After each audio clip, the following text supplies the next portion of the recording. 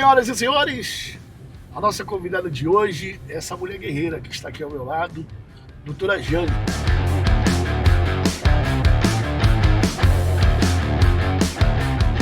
Muito obrigado por a senhora aceitar o meu convite, tá bom? Eu que agradeço esse convite e essa carona, né? Agora vamos lá. Qual foi a última vez que a senhora pegou uma carona? Então, eu não costumo pegar muitas caronas, mas né, pelo menos agora, nesse momento, nesse período de mandato e tal. Aham. Mas a nossa vida é muito corrida. Aham. E eu tive uma situação, semana passada, Aham. em que eu estava num evento e estava tendo ao mesmo tempo plenário e eu estava lá no evento porque eu era mesa, participando em razão do mês da mulher e tal. E ia ter uma votação importante. Eu precisava sair correndo. E aí o meu motorista estava em outro lugar. Eu acabei pegando a carona, correndo para chegar Mas ao pediu plenário. ou ofereceram? Pediu a Eu carona? pedi a carona na cara dura. Pedi a carona e a pessoa se dispôs, não, na hora. Legal, hein? E me deram lá uma carona que resolveu muito minha vida naquele momento. Agora falando de carona, a senhora gosta de carona ou gosta de dirigir? Olha, eu gosto de dirigir. Aham. Mas ultimamente eu tenho ido a tantos lugares, minhas agendas são sempre tão corridas, pelo menos nesses últimos 3 anos, Aham. que eu sou obrigada a ter alguém para dirigir para mim, mas eu fui aquela que dirigia a vida inteira. Eu tenho carteira há mais de 40 anos. Uau. E eu me recordo que agora, como delegada, É? eu fui participar de uma palestra na zona rural. E aí me convidaram para falar numa igreja até, falar de violência doméstica, e fui dirigindo. Aí quando eu desço, estaciono, aí a pastora que tinha me convidado ficou procurando. O que foi, pastora? Eu não estou acreditando, cadê seus seguranças? Quem é que tá com a senhora? Eu falei, não tenho segurança, eu ando sozinha, eu mesmo dirijo. E ela levou um susto, porque ela imaginou que eu não dirigi. Eu falei, não, dirijo viatura, ando sozinha, e essa é a minha vida. Então agora, pela necessidade, eu tenho que estar sempre com alguém dirigindo para mim. Mas eu gosto de dirigir, faço isso há muito tempo e com muita tranquilidade. Que bacana. Agora vamos lá, para quem ainda não conhece, eu particularmente já conheço, quem é a doutora Jane? Eita, Jane é essa mulher preta de periferia, mas que otimista. Eu gosto muito de dizer isso, que eu acho que tem feito muito sentido na minha vida. Hoje, passando por muitos desafios, então eu sempre consigo enxergar o lado bom das situações, por mais difíceis que elas sejam. Então eu digo que eu sou essa mulher otimista, filha de Evenita, batista, filha de baianos. Eu acho que isso é minha origem, minha referência, é importante citar isso. Filha de uma mulher muito, muito lutadora, muito guerreira, muito resiliente, que tem muita fé em Deus e que veio da Bahia com muita expectativa, como os candangos, né, que vieram para cá naquele sonho de construir Brasília. Não sei se ela se decepcionou, mas os planos dela em algum momento foram frustrados, mas quando tem Deus, Deus nunca nos frustra, né? Não. E ela, ali abandonada pelo marido, ficou com 2 crianças, terra arrasada, mas conseguiu, com a fé em Deus, e estudar, e aí se formou, saiu ali de doméstica, costureira, chegou a ser auxiliar de enfermagem. Que bacana. E confiando na educação, colocou a mim e meu irmão para estudar. Então nós passamos uns perrengues muito difíceis a vida inteira, mas que não é diferente da vida de centenas e milhares de famílias que vieram em Brasília e que moram em Brasília até hoje, né? Somos nós aí da periferia, das RAs, que viemos para cá buscando oportunidades. E Deus honrou. E essas oportunidades surgiram. A minha mãe acabou virando referência para a família inteira. As irmãs dela, que moravam na Bahia, começaram a mandar os filhos, que eram os sobrinhos, né? Meus primos, e vieram. Todo mundo morou na mesma casa. Minha mãe tinha um lote, um barracão de madeira, mas abrigou todo mundo. E a partir daí, todo mundo foi estudando. E, engraçado, a família praticamente toda se enveredou ali, ou pela saúde. Então nós temos muitos técnicos de enfermagem na saúde. Minha mãe, eu, meu irmão, mais umas 5 ou 6 primas são da área da saúde. E policiais. Então nós hoje somos, acho que 7 policiais militares, 5 policiais civis, 2 agentes e 3 delegados, um policial legislativo, um policial penal e um policial do Goiás, um policial militar também de Goiás. Então, somando, nós somos 14 policiais. Então, a família está ou na área da saúde ou na área da segurança pública. E todo mundo veio, vamos dizer, sem nada, da Bahia, busca de oportunidades, mas a partir da educação ali foi todo mundo se firmando. E hoje todo mundo com suas famílias constituídas, filhos. Hoje eu tenho um filho que é delegado como eu, meu colega de trabalho, tenho muito orgulho disso. O Vinícius. Okay. E tem um que é jornalista, que é o Marcos. Okay. O Vinícius Felipe? Vinícius e Felipe, 2 meninos. É Marcos Felipe? E tudo nome duplo, e o povo só chama pelo primeiro nome, eu só chamo pelo segundo, e vira uma confusão. O meu é Marcos Felipe, eu chamo ele de Felipe, o povo chama ele de Marcão. E aí o Vinícius é Esdras Vinícius, e eu chamo ele de Vinícius, e todo mundo chama de Esdras. Doutor Esdras hoje. Aproveitar que a senhora tocou neles aí, no Vinícius e no Felipe. O que eles representam para a senhora hoje? Tudo. São, assim, motivo da minha vida, da minha existência. E isso eu aprendi com a minha mãe. Essa história que eu conto da minha mãe, de entrega, mas é entrega total. Ela negligenciou, deixou a própria vida para viver em função de mim e do meu irmão. Para que a gente pudesse estudar, para que a gente pudesse ter futuro. Então ela entregou tudo. Então eu aprendi com ela. E ela foi essa mãezona, não só minha, mas dos meus primos também, né? Dos que eram sobrinhos dela. Depois geraram os primos. Então, ela foi essa matriarca. Hoje ela é essa referência de mãe. Eu tenho uma família, uns primos, que são filhos da minha tia Maria morreu. Eles são 9 irmãos. Eles hoje consideram a minha mãe, com a mãe falecida, eles cuidam da minha mãe como se fosse mãe deles também. Então é a segunda mãe para eles, porque ela foi isso. E eu aprendi. Então esse jeito maternal que eu tenho, acolhedora, né, de abraçar todo mundo, é fruto um pouco dessa vivência e desse aprendizado que eu tive com a minha mãe. Então, é dom. Ser mãe do Vinícius e do Felipe, para mim, é uma coisa muito importante. Eles hoje também já são pais, né? Eu tenho 5 netos, tenho netos de 10 anos, de 11 anos já, Anali, o Cauã, e tenho gêmeos, Vicente e Danilo. Você a vovó coruja?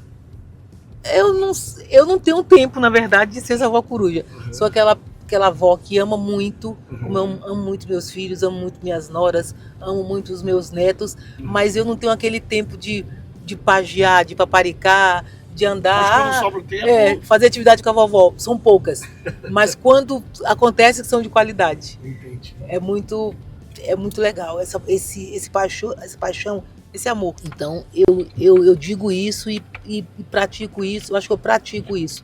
Então esse cuidado com essa entrega, né? A partir da minha vida, essa entrega para eles, acho que é a demonstração de amor, de carinho, de respeito e de cuidado. Mesmo que não tenha muita presença, que eu acho que até os meus filhos sentiram um pouco dessa ausência, porque a vida inteira eu sempre fui a mulher que trabalhou, estudou muito. Então eu cuidava deles, e aí eu digo que não negligenciei nesse cuidado com os filhos, mas eu tenho certeza que eles sentiram muito a minha ausência por muito tempo, né? Porque eu precisava, eu trabalhava, quando eu estava na enfermagem, eu tinha 2 empregos. 2 empregos e ainda estudava. Então imagine o que é isso. Aí viro professora também 40 horas, então é muito tempo fora de casa. Aí vou para a polícia, aí na polícia também é operação, e tá fora de casa, e viaja, vai para outro estado, vira à noite na delegacia. Então sempre, com certeza, faltou um pouquinho desse tempo. Mas eles foram muito compreensivos e isso não nos separou, não nos afastou. Nós mantivemos esse carinho, esse respeito, esse amor, essa família unida. Uma família pequena, minha família é muito pequena. Minha mãe, meu irmão. Sua mãe é a dona Evenita. Evenita. Tá. Meu irmão é o Pereira. Tá. E ele tem 3 filhas, que não conviviam com ele, então não convivem comigo. E eu tenho 2 filhos. E agora 5 netos. Então, quando você conta, nosso núcleo familiar é pouco, é pequeno. A nossa família é maior a partir desses primos, dos sobrinhos da minha mãe, e aí que são os meus primos. Então, nós somos uma família muito extensa. Aí já chega a centenas. Juntando com os primos. Isso, minha mãe teve muitos irmãos, né? Eles eram 12 irmãos, 3 faleceram, então 9 irmãos. E aí cada um tem 5 filhos, o outro tem mais 9 filhos, o outro tem 5. Então, quando você junta, essa família de primos é muito grande. E aí esses primos viraram os meus irmãos, porque eu só tive um irmão. Então, mulher, eu sou filha única e tenho um irmão, mas eu tenho muitos primos que eu considero meus irmãos. E a dona Evenita, qual a importância dela para a senhora hoje? Tudo. Minha mãe, ela era uma mulher de uma presença tão forte,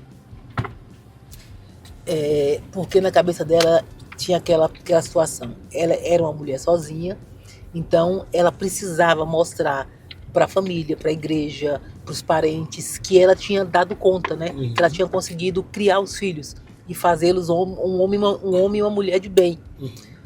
Então, para isso, não podia andar na rua, nós éramos proibidos de absolutamente tudo. Uhum. Não podia aparecer nada em casa que não fosse dado por ela, que não soubesse a origem. Não podia andar com gente, como dizem, né? Com malandros, né? Com gente que praticava crime. Ele O era que a fosse mãe raiz. mãe raiz e com, gente, um cinto de couro na mão, que eu não aconselho para ninguém. Mas era o jeito que ela conseguia educar. Então ela era muito rígida nessa criação. Se fosse na conversinha e escutasse, estava bem. Se não escutasse na conversa, eram os conselhos dela, era aos costumes mesmo. Ficava de penduradinha ali na parede e aí o pau comia. Mas era a maneira que ela tinha de manter ali a rigidez, o controle, para não perder esses filhos, né? E isso nunca aconteceu. Então eu tenho uma paixão muito grande por minha mãe, por tudo que ela ensinou, por tudo que ela foi. Foi e é, né? Que ela hoje está viva ainda, 96 anos. Aí eu digo que agora a gente inverteu. Agora eu sou a mãe dela. Então é minha filha e eu cuido, teimosa, sobe em árvore, 95 anos, na verdade. Sobe árvore. Gente, é muita teimosia. E agora ela quer Come fugir. de tudo. Come tudo. Ela é hipertensa, tem diabetes, mas a nossa família inteira tem esse combozinho, né? Mas é tudo controlado direitinho, magrinha, pressão sob controle, diabetes sob controle. Aí ela cultiva muito, acho que tem muito a ver com a origem, com a história familiar dela, de ter morado na roça e tal. Então o fundo da minha casa, ela planta tudo, de chá, eu chamo ela de pajé. Porque ela faz chá, ela conhece tudo. Se adoeceu, ela junta um monte de folha, faz aqueles xaropada e manda pra gente e tal. O resultado vai dar. E engraçado que eu acho que isso ajudou na longevidade, na vida que ela tem. Ela é saudável. Eu digo que ela tem mais saúde que eu. Então ela tem muita saúde. Ainda está um pouco esquecida, porque eu acho que é natural, né? Eu, com essa idade, estou esquecida, imagine ela. Mas não esqueceu da gente, lembra de muitas histórias, é muito feliz, é muito sorridente. Porque ela tinha muitos motivos para ser muito triste, né? Porque passou muita amargura, o abandono do marido ali, viveu sozinha, as dificuldades que passou, mas sempre foi uma mulher muito sorridente, muito feliz e ensinou isso pra gente. Então a gente está sempre esse sorriso que é genuíno, quer encontrar felicidade nos detalhes, nas pequenas coisas.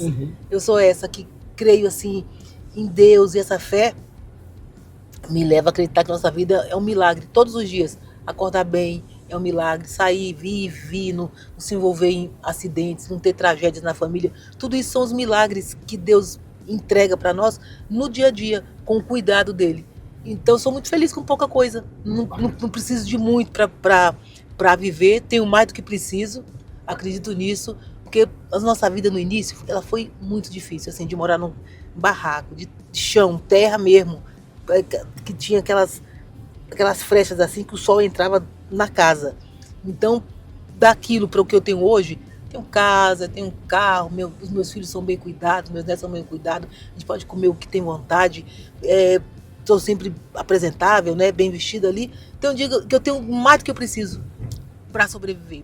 Essa evolução, quando eu vou lá para o início da vida e vejo o que eu conquistei, o que eu cheguei, o que a vida me entregou, o que Deus me permitiu alcançar, então me faz uma pessoa muito feliz, me sinto muito completa, muito realizada. Nas suas entrevistas, a senhora sempre frisa, né, essa dificuldade, né? Até porque edifica em outras vidas também, para quem você acredite, você venha a ser persistente, eu acredito nisso, né, você que está acompanhando. Mas a pergunta para a doutora Jane é, nesse trânsito de dificuldade, né, até a história de sucesso que a senhora tem hoje, a senhora pensou em desistir em algum momento? Não. Desistir nunca fez parte assim do meu vocabulário, da minha intenção, das minhas vontades. É interessante, nunca foi opção a desistir. Era aquela ideia de sempre caminhar para frente, de sempre avançar, de sempre buscar oportunidade. Agora eu fui aquela que eu me apegava a toda e qualquer oportunidade. Agora eu digo, eu tinha uma autoestima baixa. Achava que não ia alcançar, não ia conseguir, que a vida era muito dura comigo. Mas apesar disso, eu estava sempre buscando onde é que vai ser melhor. Tanto é que eu fiz muitos concursos na vida. Estudava muito, gostava de estudar, tenho essa vantagem, né? Que eu digo que gostar de estudar é uma vantagem, que tem gente que se esforça, que tem ali condições postas para estudar, mas a mente não vai, a pessoa se distrai. Então, não, eu tenho um poder de concentração fora da curva, meu, eu consigo estar numa festa, eu conto isso, ninguém consegue acreditar. Estou numa festa, muito barulho, igual essa semana, eu estava no aniversário, barulhento, e eu estava comendo ali, eu estava assim, nossa, esse barulho não te incomoda não? Eu falei, tu acredita que eu não estava ouvindo esse barulho? Como assim? Eu consigo me concentrar no que eu estou fazendo e não ouvir o que está em volta. Por exemplo, eu durmo com a televisão ligada, som ligado. Se eu tiver com sono, eu vou dormir sem nenhum problema. Eu estou vendo televisão com meu esposo. Pode dar o barulho que for. Pode estar. Ele fala o seguinte, nossa, a janela está aberta e dá reflexo na TV. Aí ele fala assim, nossa, tu não está vendo esse reflexo aí? Não estou conseguindo assistir. Eu falo, pra que me mostrou? Eu não estava vendo. Eu estava vendo um filme tranquilo, assistindo numa tranquilidade, porque eu me concentro e eu consigo enxergar o filme sem olhar aquela imagem, aquele reflexo da janela. Aí quando alguém me lembra que tem um reflexo, eu falo, agora eu estou enxergando um reflexo, agora eu não consigo mais ver o filme sem fechar a janela. A música é a mesma coisa. Eu não estava ouvindo barulho, porque eu estava concentrado, estava comendo ali e concentrado em outra coisa. Então eu tenho esse poder de concentração. E isso me ajudou muito na época que eu estudava. Então eu conseguia me concentrar, conseguia esse decorar, esse aprender, esse assimilar com muita facilidade. Eu acho que o fato de ter sido professora também me ajudou muito. Então gostar de estudar, sempre gostei. Então a minha vida foi estudar. Aí eu estudava, passava no concurso, já almejava outro, falava agora eu quero fazer aquilo, estabelecia como objetivo e ia estudar para chegar naquele lugar. E aí estudava, alcançava, falava agora eu vou ser. E eu sempre ia em busca de mais. Por exemplo, eu comecei na saúde, no Hospital de Sobradinho, na pediatria ali. Era colega da minha mãe, ó. Eu com 18 anos, minha mãe trabalhando na maternidade e eu trabalhando na pediatria. Aí em seguida minha mãe vai para o HUB. Aí eu falei, vou fazer o concurso para o HUB também. Fiz, passei, aí nós ficamos. Eu trabalhava na oncologia e ela lá na maternidade. E em Sobradinho, ela na maternidade também e eu na pediatria. E nós éramos colegas ali para ir, para vir, aquela coisa bacana. Agora só uma pausa aí. Nesse momento, a Jane já pensava em ser polícia? Nunca. Nem passava pela cabeça. Eu não tô te dizendo que eu sou daquelas que eu ia em busca de oportunidades. Por exemplo, quando eu era criança, minha mãe... Então a oportunidade abraçava. Minha mãe dizia o seguinte, que eu queria ser médica. Eu dizia que ia ser médica. Talvez eu hoje tento refletir, eu penso o seguinte, minha mãe era da enfermagem, eu achava aquilo bonito e falava, quero também ser médica. Entendi. Então acho que isso estava na minha cabeça. Mas segui a vida. E minha mãe falou o seguinte, tem que arrumar uma profissão para botar comida na mesa. E minha mãe não tinha opção, com ela não dava para escolher. Ela dizia assim, ó, vai fazer enfermagem.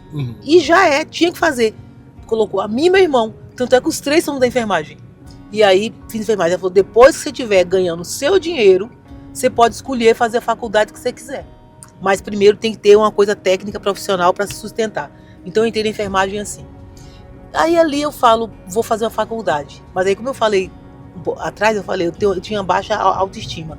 Aí eu falei assim, eu vou fazer faculdade do quê? Eu vou escolher um curso que ninguém gosta. Olha que maluquice. E eu falei assim, acho que ninguém gosta de geografia. Porque naquela época eu não gostava da tal geografia. Faço vestibular CEUB para geografia. Passo. Começo a cursar. Gente, primeiros semestres de geografia, eu já me apaixonei pela geografia. É a disciplina, eu digo que é a ciência da vida. Te ensina a enxergar o mundo, te ensina a te posicionar no mundo e saber por que as coisas funcionam, como é que as coisas acontecem. Então, a geografia é uma ciência pela qual me apaixonei. Mas me apaixonei de tal jeito que os meus alunos, quando eu fui professora, eu fiz outros professores de geografia. Eu tenho um aluno que chama Rubino, ele mora em Sobradinho até hoje. Ele é até DJ, é DJ Ru. Ele tem um globo terrestre desenhado, gravado no braço. Aí ele falou, ó, eu sou professor de geografia por sua causa. Tanto que as suas aulas eram apaixonantes. Então eu fiz uma geografia diferente. Aquela geografia de pedra metamórfica, sedimentar, decorar os países, Alemanha, não sei o quê. que eu não gostava, Uhum. eu consegui refazer isso e fazer mais aquele lado da geografia humana, né? Que você passa a compreender o seu espaço, compreender a vida. E fui uma professora apaixonada pela geografia, então fui muito feliz quando eu fui professora. Eu tinha ali cerca de 400 alunos. Foi primeiro professora, depois enfermeira? Eu fui primeiro na enfermagem, Ok. ali técnica de enfermagem. Ok. Aí em seguida eu faço bacharelado em geografia, Uau. que aí era curso superior, Tá. e aí passo a dar aula. Aí entro no nível médio, aliás não, no ensino básico, fundamental. Tá bom. Era de quinta ou oitava série, porque eu tinha feito um concurso para chamado nível 2, antes tinha essa divisão. Aí depois eu faço um segundo concurso para o nível 3, que era para lecionar para o ensino médio. Tá. Aí quando eu passo, eu começo a lecionar em Taguatinga. Aí eu saía de Sobradinho para Taguatinga, no ensino médio, dando aula de geografia lá no Centro Educacional 3, no Areal, em Taguatinga. Morava Todo dia, segunda a sexta. todo dia, segunda a sexta. Dava aula na Samambaia, pro primeiro grau, pro ensino médio, ou pro ensino fundamental, e dava aula pro segundo grau, que hoje é o ensino médio, Uhum. em Taguatinga, morando em Sobradinho. Pegava 5 conduções, saía de casa às 5 horas da manhã, tinha que deixar tudo pronto para as crianças, que já tinha menino pequeno, deixava tudo pronto e ia para Samambaia. Chegava lá, tinha que estar lá 7h30 em sala de aula, no horário do almoço, pegava uma condução e ia para Taguatinga, dava aula e voltava de ônibus para Sobradinho. Então 5 conduções, não tinha carro, professora, e consegui depois ir migrando. Saí de Taguatinga, vim para Praça Norte, no CAM. Depois do CAM eu venho para Sobradinho. Aí quando eu estava dando aula no Centro Ensino 3 em Sobradinho, estava no céu, porque eu morava em Sobradinho e dava aula em Sobradinho. Então não tinha que pegar mais condução, então a vida ficou muito mais fácil. Aí dei aula na Fercal também, Centro Ensino Fercal, à noite. Fui muito feliz ali, porque essa relação com alunos da zona rural é de uma humanidade, é de uma proximidade, que até hoje eu tenho amigos que foram meus ex-alunos. A gente encontra e fala, olha, professora, tal. Então eu sou professora para um monte de gente. É um encontro positivo? Muito. A educação, você, de verdade, mais aprende do que ensina. Então são trocas muito boas, né? Com o alunado ali, que marca a sua vida. E eu nunca fui aquela pessoa distante. Eu sempre fui aquela do envolvimento. Então, como professora, eu queria sempre estar na vida dos alunos para além da sala de aula. Eu me envolvia nas questões dele, nas lutas dele, nas demandas. Eu jogava voleibol, eu fui jogadora de voleibol. No ensino médio, quando eu estava no ensino médio, eu jogava vôlei na escola. Eu jogava voleibol, fui convidada para a seleção de Brasília. A gente está falando de quantos anos atrás, doutora? Eu tenho 63, eu tinha 15 anos, então uns 50 anos atrás. E aí eu chego na seleção, um pouquinho menos, 45 anos por aí. Aí eu chego na seleção de Brasília, jogando voleibol, e depois não tinha condição nenhuma de continuar, porque exigia muito, precisava de recursos mesmo para me manter ali jogando naqueles clubes. Aí joguei no Minas, joguei nas CAD, joguei na EB. A época, eu tinha futuro no voleibol, viu? Tinha futuro, era um atacante. Ou seja, muito jogava boa, bem. jogava bem. Não, a Kombi no Minas Brasília ia na minha casa me buscar para os treinos no final de semana e tal. Quando fala de Sobradinho, o que passa na sua cabeça? A minha experiência no ensino médio foi bem marcante ali no ginásio de Sobradinho. Então, a época, você fazia da 7ª série ao 3º ano. Então eu fui para lá na 7ª série, fiquei até o 3º ano. Então foi quando aquela transformação, aquela mudança de adolescente, de pensar em futuro, de iniciar a vida adulta. Para mim é muito marcante, tenho muito boas memórias dessa época. E também eu acho que falar de Sobradinho, a minha época da Igreja Batista, porque eu cresci ali na igreja, caminhando para a igreja, cantando no coral da igreja. Então muitas amizades que eu tinha e mantenho até hoje foram construídas ali. É uma comunidade, né? Então são famílias, filhos e netos e bisnetos que vão nascendo e frequentando o mesmo ambiente, os mesmos bancos da igreja. Então a gente é uma grande família. Então isso me traz muitas recordações, boas lembranças. Como é que foi sua entrada na polícia? Como eu vinha te contando, nada comigo foi predeterminado, foi marcado. Eram questões de oportunidade. Eu sentia a oportunidade e falava, vou. Nessa época, eu já era professora, Uhum. e professor se esforça, trabalha muito, entrega tudo, mas o salário era muito baixo. E a polícia oferecia salários melhores, bem melhores que o de professor. E eu já tinha filhos ali adolescentes e precisava melhorar financeiramente, né, para comprar minha casa que eu nunca tive. Eu levei 42 anos morando na casa da minha mãe. A mesma casa que minha mãe morou desde o início de Sobradinho. Eu me casei, fiquei morando com ela. Então a senhora tinha um sonho que muitos hoje têm, que era da casa própria. O sonho da casa própria. Então eu precisava melhorar ali a condição salarial. Tá. E quando veio o concurso para agente de polícia, eu me recordo que eram 700 vagas. Eu olhava para aquele universo e falava, gente, 700 vagas é vaga demais, uma tem que ser minha. E comecei a estudar de apostila, comprava um tal de Apicom, que era uma apostila que você comprava na rodoviária, um apostilão ali, que tinha todo o conteúdo. E estudei ali e foi suficiente para passar para agente de polícia. Aí passo, assumo com agente de polícia. E foi bem por acaso, aí saio da educação e vou para a Polícia Civil como agente. Uhum. Quando eu entro na Polícia Civil, logo, primeiros dias, eu falei, eu quero ser delegada.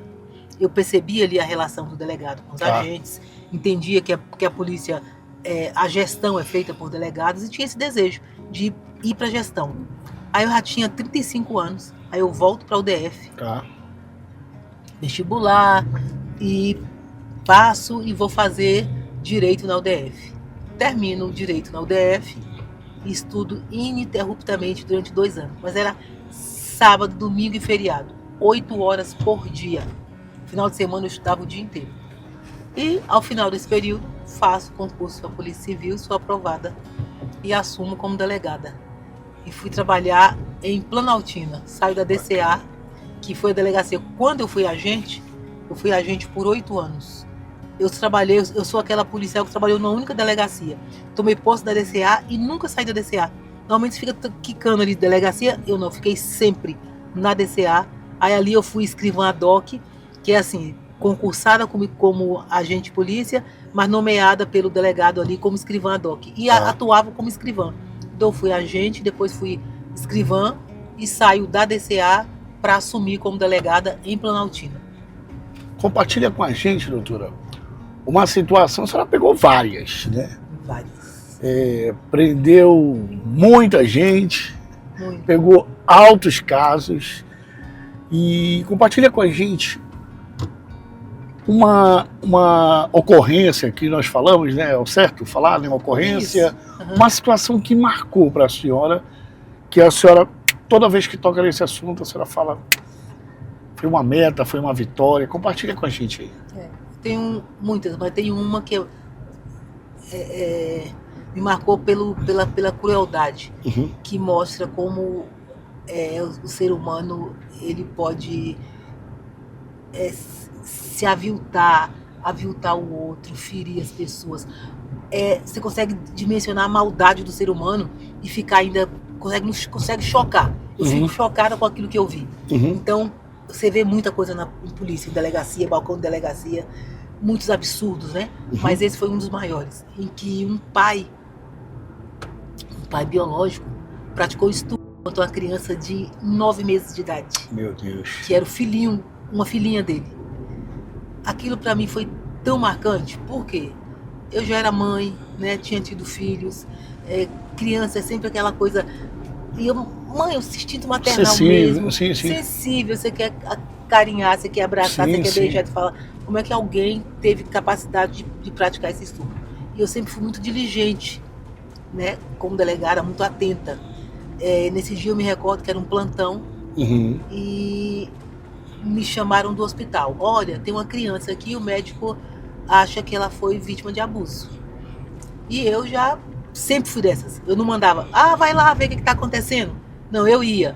Já pego ali as coisas, pego uma viatura, vamos lá. E corri para o hospital. Chego lá, encontro uma criança, converso com o médico, e ele falou, a dilaceração ali do genital da criança está num nível que só pode ter sido praticado por estupro. E aí eu falei, olhei, respirei, volto para a delegacia, reúno ali os policiais que eu considerava que eram os mais atuantes ali. No seu grupo, um grupo seu de time. 8 policiais, E falei, nós vamos encontrar o autor desse crime. Nós ficamos 40 horas na rua, em busca de provas, ouvindo pessoas. Fazendo todo o levantamento. Tudo. Mas foi no nível de não dormir, de não ir para casa, virar à noite, sem ir em casa nem tomar banho. 40 horas. E ao final das 40 horas, eu tinha o pai com um mandado de prisão e o pai preso. Mas a senhora mesmo foi lá e... Fui para todas as diligências, fui ouvir todo mundo. Não, mas a senhora mesmo prendeu ele? Eu mesmo prendi. E aí, como é que eu suspeitei desse pai? Tá. Que é uma das partes mais curiosas. Eu tô ali escutando. Primeiro eu falei, a gente já é uma criança, como ela não sai, tem que ser quem veio até ela. Tá. Então eu falei, vou fazer um levantamento de todo mundo que teve contato com essa criança. Tá. Ela ficava numa creche, então eu fui levantar os familiares da mãe crecheira, tá. As crianças que estavam na creche, se tinha filhos, irmãos homens, pais homens, quem foi deixar a criança. Levantei esse universo, a vizinhança dessa criança, quem morava do lado, quem morava de aluguel na mesma casa, e ouvi todo mundo para tentar achar alguma falha, alguma coisa que indicasse um caminho aí para achar um suspeito. Okay. E aí o pai chega na delegacia, o pai é chamado para conversar comigo. Quando o pai chega, ele na minha frente levanta a mão e fala assim, ó, pode fazer o que quiser comigo, eu não tenho nada a ver com isso. Nessa frase, nessa postura, eu falei, ele virou meu principal suspeito. Por quê? Pela experiência de polícia é assim, quando você tem uma criança ali estuprada, né, o pai, ele fica enlouquecido. Ele quer saber quem é, ele diz que vai matar. Ele é tomado por desespero. Sim, sim. E ele estava completamente frio. E ainda quase que se auto-acusando. Olha, eu não fiz nada. Então eu falei, agora eu vou trabalhar para provar que você é o autor. E aí virei meu foco de tudo que a gente estava analisando, parei o que estava fazendo para tentar refazer ali o caminho dele, a vida dele, o contato com a criança. E ao final a gente acabou descobrindo que ele era pai biológico, mas tinha pouco contato com a criança. Ele conheceu a mãe num bar e ficaram naquela noite. E quando eles ficam juntos, ela engravida, ele vai embora. E depois que ela ganha neném, sozinha, cuidando da criança, ele resolve procurá-la. Ele encontra a casa dela, insiste, ele estava sem lugar para morar, e insiste em morar com ela. Aí ele começa a conviver com a criança e começa a praticar sistemáticos abusos contra aquela criança. E aí, ao final, a gente consegue fazer esse levantamento. Aí então isso marcou material muito. Marcou que eu sei nome de autor, sei o nome da mãe, sei o nome da criança. Não vou expor para não falar, para não expor ninguém. Mas acompanhei tudo. E ao final eu consegui indiciar ele e a mãe, que eu achei que a mãe teve participação, e é possível uma mulher ser autora de estupro na coautoria, né? Na medida que ela era a garante dessa criança, tinha que garantir a segurança e não garantiu, né? Tava convivendo, porque eles moravam num quarto único e dormiam os três na mesma cama. Então ela não pode dizer que não sabia, que não via. E ao final a gente conseguiu concluir com o indiciamento. Eu me lembro que eu fui requerer a prisão preventiva dele.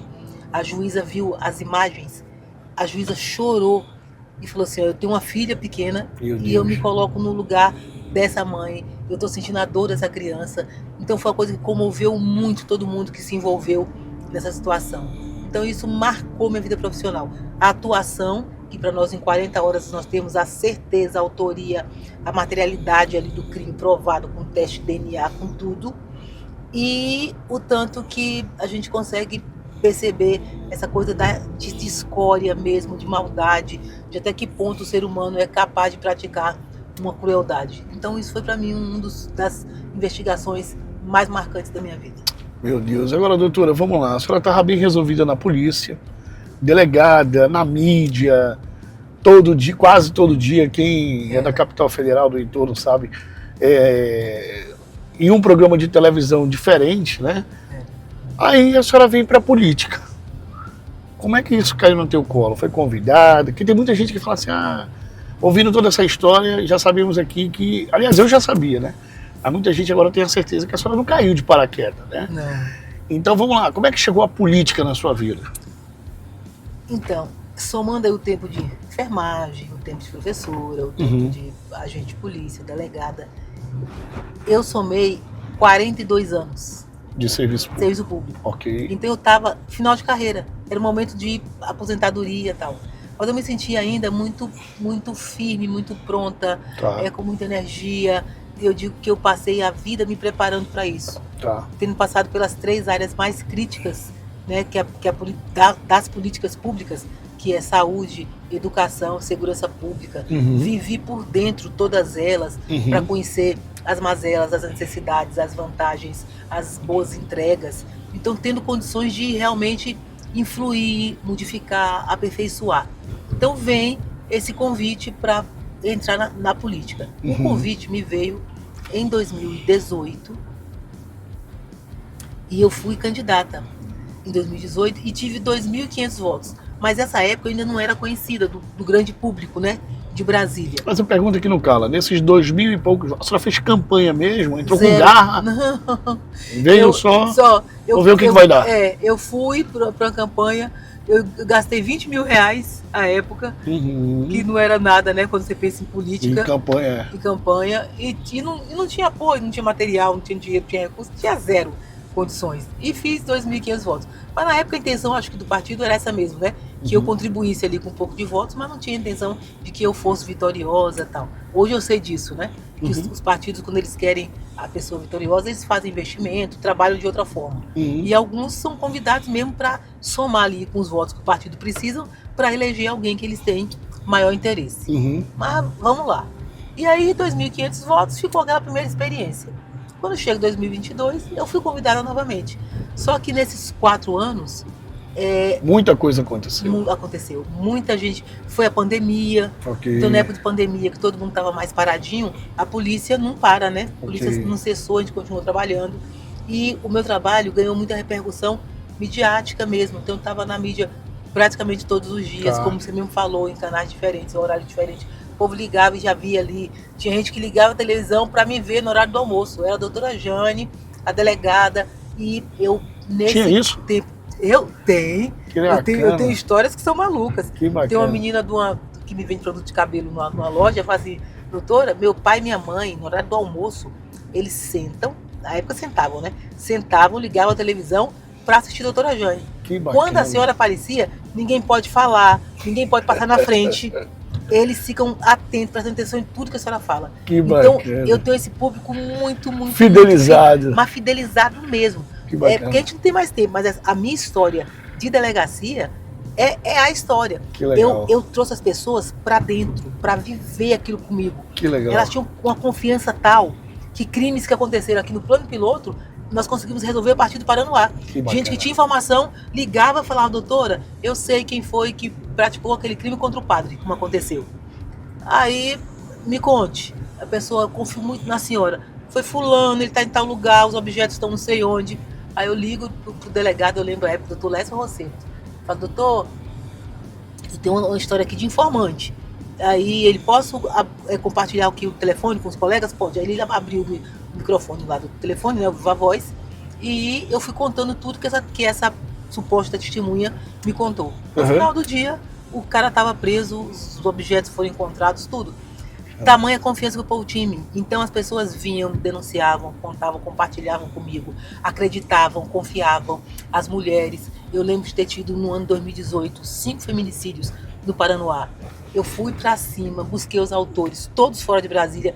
Quem regra crime de feminicídio, a autoria é definida, né? Então você sabe quem foi, mas geralmente eles fogem e iam para outros estados. Então eu concluía o inquérito, pegava o mandado de prisão, descobria onde estava o cidadão e ia atrás. A polícia tem um aviãozinho de 5 lugares. Eu pedi licença lá pro meu diretor. E a polícia tem a DCPI, que é a Delegacia de Capturas, né? Que é quem cumpre o mandado. Eu falava, não, eu quero cumprir. Não cumpre ou não, quem vai cumprir sou eu. E aí eu pegava minha equipe, viajava e ia atrás buscar os autores, trazia, entregava à justiça. Porque aquilo era didático, ia servindo para a comunidade perceber, ó, não mexa com as mulheres, não mate todas as mulheres, porque ela vai atrás e ela vai te encontrar. E isso foi como um rastilho de pólvora. Isso foi se espalhando entre a comunidade. Então eles acreditavam muito no trabalho que eu fazia. Me ajudou, diminuiu, aumentou a sensação de segurança da população, diminuiu a criminalidade. E eu tinha essa participação. Eu ia na casa das pessoas assim, ó, doutor, o sonho da minha filha é ser como você, Que é ser bacana. delegada, é conhecer você. Ah, que dia que ela faz aniversário? Tal dia. Ô, doutor, ia ser o maior presente para ela. Eu ia de presente de aniversário. Que Chegava bacana. lá, entrava no quarto, ficava escondidinha. Aí chegava a pessoa, eu aparecia. Que Era bacana. choro geral, abraço, aquela alegria. E isso foi desenvolvendo Que essa legal. relação com a comunidade. E isso me fez vir para o parlamento. Esse efeito gerou nas últimas eleições? Rolou esse efeito nas últimas Com eleições? certeza, teve um momento em que eu perdi. Porque a senhora é de 2.500. A senhora dá esse avanço todo, esse salto. esse salto todo. Olha só, eu me recordo que eu perdi a chefia. Eu estava delegada-chefe do Paranoá, Tá. apaixonada pela população, a população apaixonada por mim. Eles tinham orgulho de dizer assim, ó, delegada, essa que aparece na TV, é a nossa delegada, a delegada do Paranoá. Então eles tinham muito orgulho disso. E o cargo que a gente ocupa é cargo comissionado, é cargo de confiança, né? Como dito, é de livre nomeação e exoneração. Uhum. Então o chefe nomeia quem ele quer e exonera de acordo com a conveniência e oportunidade da administração, né? Tá. E em algum momento eles entenderam que eu tinha que sair da chefia. Quando eu fui exonerada do cargo, fui surpreendida ali e tal, a cidade também. Surgiu voluntariamente, não sei nem de onde saiu, um abaixo-assinado que reuniu 17 mil assinaturas. Meu Deus. De pessoas pedindo, doutora, A sua volta. Volta. Eu recebi um áudio de uma senhora que ela dizia assim, olha, doutora, você aprendeu meu filho, mas doutora, a gente ama a senhora, a gente quer a senhora aqui, a gente quer a senhora de volta, a senhora tem que voltar para nós, doutora, não sei o quê. Então eu tinha esse carinho, esse respeito. Que bacana. De geral, que praticamente coincidiu. Eu tive 17 mil assinaturas no abaixo-assinado, eu fui eleita com 19 mil votos. Então, praticamente com pouco recurso. Então, a população, para mim, foi um troco, uma volta, uma resposta da população que tinha esse carinho pelo trabalho que eu desenvolvi ali em Paranoá. E essa delegada foi quem chegou ao parlamento. Aí eu chego ao parlamento e falei, eu preciso honrar esse voto, essas pessoas. Então, só fui atuar nas áreas que eu já tinha atuação devida, para não parecer oportunista, aventureira, de que está se metendo no que não conhece. Então, a minha atuação foi basicamente, lógico, atuação comunitária ali, territorial, né? No DF todo, mas especialmente nessa saída norte aqui, que é onde eu morava. Já tinha sido professora, tinha sido da enfermagem, onde fui delegada, né? Paranoá, Itapuã, Fercal. Então, toda essa saída norte aqui, Sebastião, Varjão, eu já tinha atuado de alguma forma profissionalmente. Então, eu já era conhecida das pessoas. Então, era muito mais fácil esse atuar. Como delegada, eu fiz uma atuação muito presente, muito forte no trabalho em defesa das mulheres. Isso foi pauta da minha vida. Então, venho para o parlamento, aí eu intensifico. Eu fiz ali um recorte no mandato, alguns eixos, e um dos eixos é a defesa da mulher, que eu já fazia como delegada, e eu pude intensificar com a propositura de leis, de projetos voltados para a mulher, e sempre conectada com a realidade das DPs. O que eu entendia que lá era uma falha, o que era uma lacuna, eu vim propor um projeto de lei para preencher isso. Como, por exemplo, Comitê de Proteção à Mulher.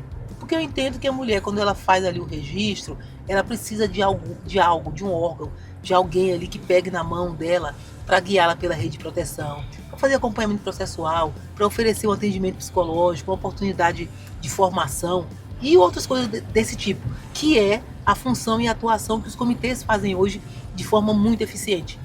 Então foi uma lei de minha autoria. Eu percebia na delegacia, por exemplo, que quando um homem é agressor de mulheres, ele é contumaz, ele repete, não é a primeira agressão, sempre ele tem 3, 4 agressões, e pior, contra mulheres diferentes, ou às vezes contra a mesma mulher, mas ele é contumaz. Então veio a ideia do Conheça Seu Par, que é a possibilidade da mulher, antes de se enredar, antes daquele relacionamento se fortalecer, de ela ficar envolvida a ponto de não conseguir mais sair, ela saber se ele é um agressor ou não. Porque aí ela já vai entrar sabendo, olha, se é pra ela ou não, né? Que ele já agrediu outras, né? Você pode ser a próxima vítima.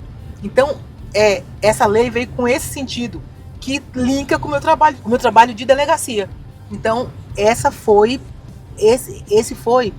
a mentalidade de casar, né, de juntar a experiência profissional com o mandato. para dar sentido a esse mandato. Então, diversas leis têm a justificativa, têm um motivo de ser, que são preencher essas lacunas que eu percebia no cuidado com as mulheres já na delegacia. E aí, trabalhar em razão da educação, fui professora durante 10 anos, trabalhar ali pela saúde, porque eu sei o tanto que a saúde é importante, isso aí é fato, né? Na vida das pessoas. A ciência, tecnologia e inovação. Eu tinha passado pela Fundação de Apoio à Pesquisa, fui procuradora jurídica lá, entendi como é que funciona essa chamada tríplice hélice, né? Que é você ter ali o poder do Estado, o chamado setor produtivo e mais a academia, produz a ciência lá na academia, o setor produtivo traduz aquilo em utilidade para a vida da gente e vem o poder público e utiliza isso para resolver os nossos problemas. Traduzindo, é a ciência lá que produz o quê? Tornozeleira eletrônica, o programa Viva Flor que nós temos hoje no governo. Nada mais é do que a tecnologia e inovação nos ajudando. Você bota um equipamento no agressor e dá um equipamento para a mulher.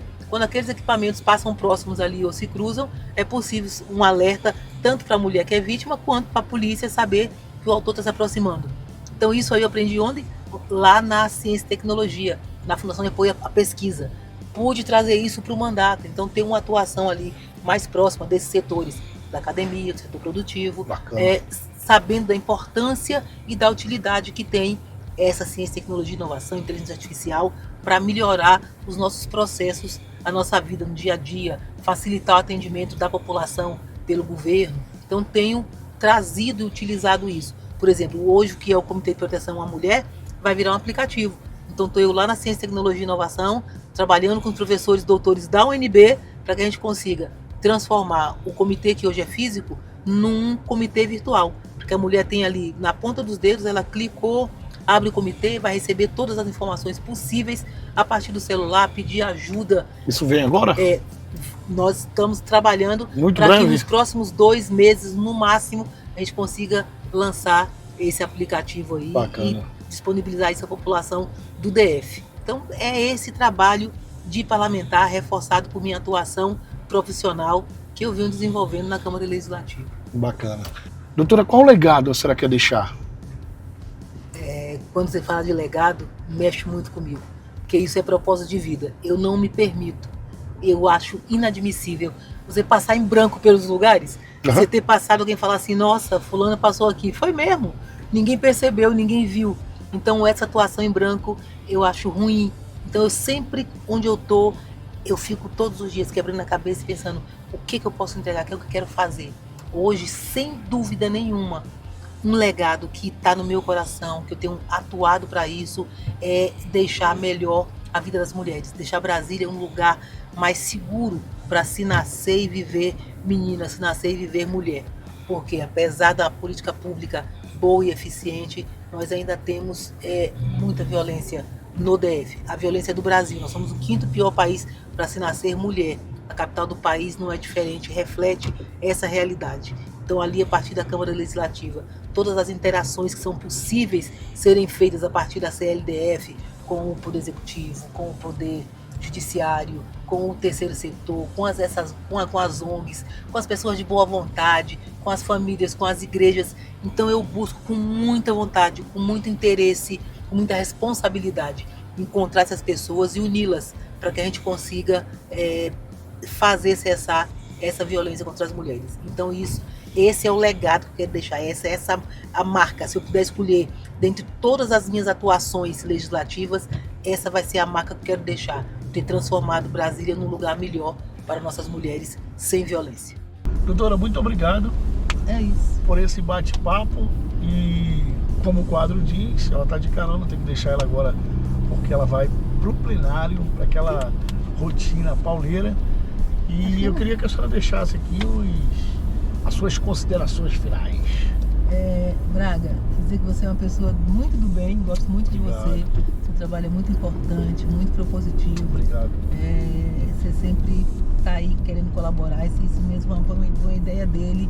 A proposta, doutora, eu tenho um negócio muito legal para fazer com você. Vamos entrar no carro, a gente vai está fazer. Voltando esse quadro então, e ela está reestreando aqui, ó. Isso. E eu achei a ideia brilhante, topei, como diz o povo hoje, super top. E a gente está aqui fazendo essa boa conversa, lembrando histórias, né? Bacana. E que sirva de inspiração para as pessoas que estão nos assistindo, né? Para as pessoas conhecerem um pouco do meu trabalho. Também desestressar, eu vi uma historinha, sempre é bom. E eu digo que eu sou uma contadora de histórias. Gosto muito, amo olhar para o passado, aí sim, contar histórias para tirar disso sempre alguma lição de vida, né? E que ajude alguém de alguma forma. Então, ajudar as pessoas, acho que esse é um propósito de vida, é um propósito da minha vida, é um propósito do cristão. E eu faço isso da maneira mais diversa possível, como a vida me permite. Espero que vocês tenham curtido esse bate-papo. Nos encontramos numa próxima oportunidade. Tchau, tchau. Tchau, tchau.